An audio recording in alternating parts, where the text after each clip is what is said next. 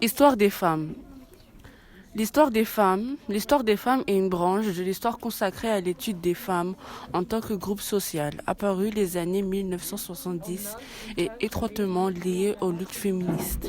Les femmes y ont étudié dans leur rapport aux hommes, à la famille, à la société, etc., ainsi que l'évolution de ces rapports.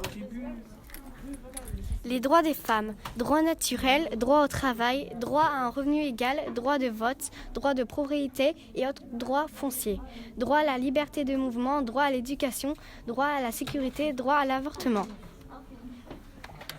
Les femmes qui se sont battues pour les droits des femmes. Olympe de Gouges, 1748-1793, femme de lettres française, devenue femme politique, autrice de la Déclaration des droits de la femme et de la citoyenne. En 1791, Gisèle Halimi, 1927-2020, avocate, grande figure du féminisme en France.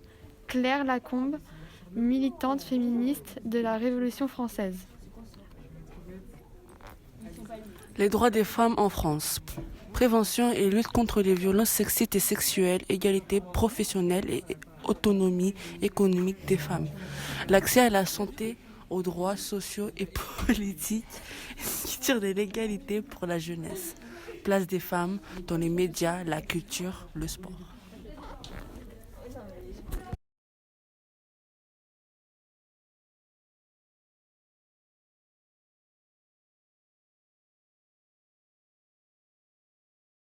Diaporama, les droits des femmes. Les portraits de personnages féminins qui ont fait avancer le droit des femmes. Chaque histoire de ces femmes permet de comprendre comment le droit des femmes a évolué. Louise Michel, c'est une institutrice du 19e siècle. Elle était une militante et une révolutionnaire. Elle luttait pour l'amélioration des conditions de travail des ouvriers et pour l'autonomie des femmes. Elle voulait que les filles aient une aussi bonne éducation que les garçons. Pour cela, elle a été envoyée en Nouvelle-Calédonie de force. Flora Tristan. Elle est née au début du 19e siècle et est d'origine franco-péruvienne. À cette époque, on ne pensait pas encore à la liberté des femmes. Pendant son mariage, son mari la battait. Elle s'est sauvée avec ses enfants. Ensuite, elle a voyagé pendant 10 ans, puis est rentrée en France. Elle a écrit un livre qui parle de ce qu'elle a observé.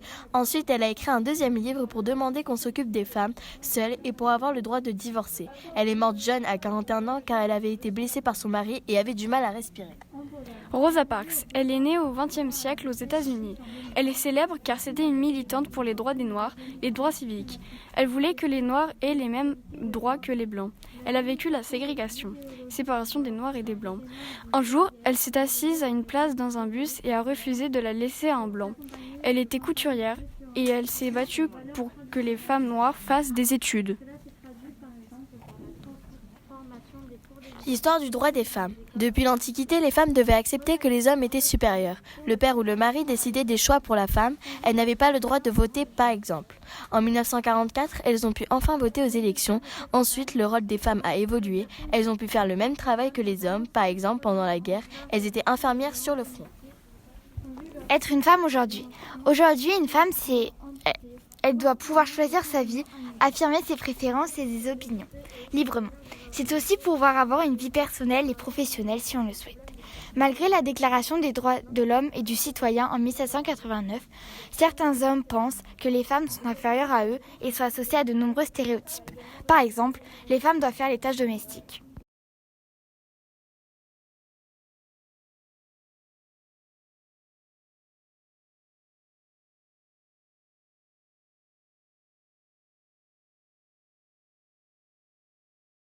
Les inégalités et états actuels des droits des femmes dans le monde. Dans le monde, il existe encore aujourd'hui des inégalités plus ou moins importantes selon les pays, mais malgré tout présentes. Prenons différents exemples comme celui de l'Arabie Saoudite et de la Pologne. En Arabie Saoudite, les femmes et les hommes n'ont pas les mêmes droits. C'est le seul pays où les femmes n'ont pas le droit de conduire. Dans ce pays, les femmes sont considérées comme des mineurs. Elles n'ont pas le droit de voter ou de passer leur permis. En février 2018, seulement, le gouvernement autorise les femmes saoudiennes à créer leur propre entreprise dans le royaume sans solliciter le consentement d'un tuteur masculin. À partir de 2019, elles pourront voyager à l'étranger sans l'accord d'un tuteur. En Pologne, l'arrivée au pouvoir du Parti droit à la justice en 2015 a signalé le début d'une campagne de dénigrement systématique des idées d'égalité de genre.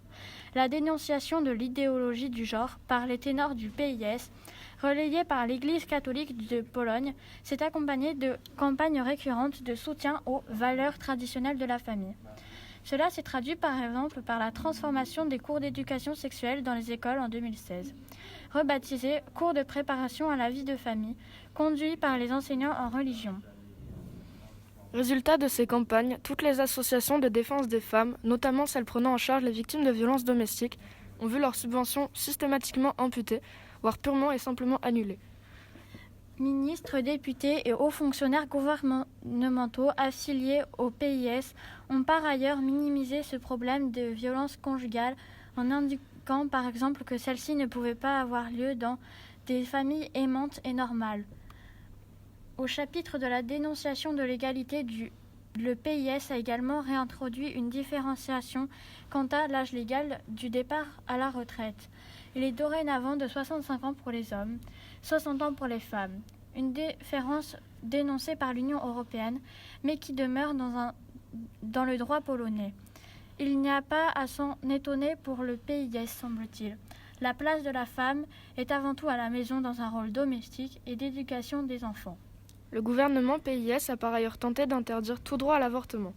La loi polonaise était déjà l'une des plus restrictives en la matière, l'avortement étant interdit dans le pays sauf dans les cas de viol, de développement anormal du fœtus ou de risque vital pour la mère. Un projet de loi interdisant complètement l'avortement déposé en 2016 avait entraîné grève et manifestations et avait été retiré.